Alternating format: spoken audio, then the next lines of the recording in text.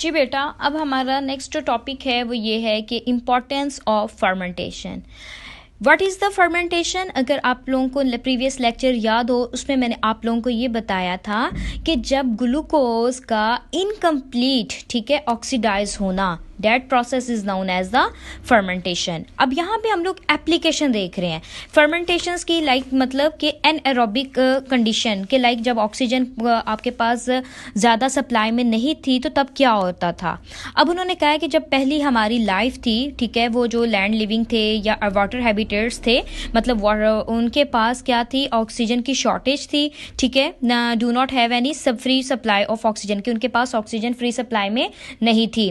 फिर इसके बाद इन दिस एनएरोबिक कंडीशंस जो ऑर्गेनिजम्स थे बेटा, वो एनएरोबिकली रिस्पायर कर रहे थे और उनके पास जो है अपनी एनर्जी की एक्टिविटीज, और फिर जैसे एनएरोबिकली करते थे तो उनको थोड़ी बहुत जो एनर्जी मिलती थी, क्योंकि हम लोगों ने कहा है कि जो एरोबिकली कंडीशन होती है उसमें ज़्यादा एनर्जी मिलती है, लेकिन जो एनएरोबिक वाली कंडीशन होती है उसमें आपके पास as compare to aerobic condition less energy होती है। क्लियर है?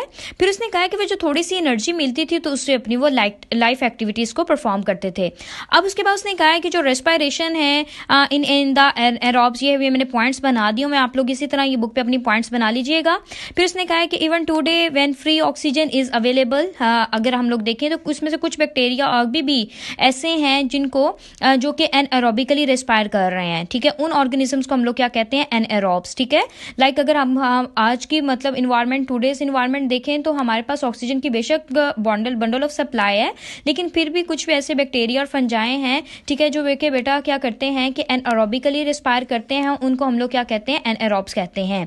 अब उसने कहा कि इसी तरह ह्यूमंस हैं, वो भी जो है वो एनएरोबिक कुछ टाइम के लिए एनएरोबिकली रिस्पायर करते हैं। लाइक अगर आप लोग जो है रनिंग करते हैं, ठीक है, जब हम लोग भाग रहे होते हैं तो बेटा जितनी ऑक्सीजन हमारी बॉडी के सेल्स को चाहिए होती है उस वे में हमारे बॉडी के सेल्स जो हैं वो ऑब्टेन नहीं कर पाते, ठीक है, जिसकी वजह से हमारे पास जो है हमारे मसल्स वगैरह स्ट्रेच हो जाते हैं, ठीक है। तो वो एट दैट टाइम वो मसल की जो स्ट्रेचिंग होती है, वो खलियां वगैरह पड़ जाना, तो वो ये है कंडीशन कि वो आपके पास बॉडी के अंदर ऑक्सीजन की कमी हो जाती है, ठीक है। फिर आहिस्ता आहिस्ता आपने नोट किया होगा कि with the passage of time आप रिकवर होते रहते हैं, ठीक है।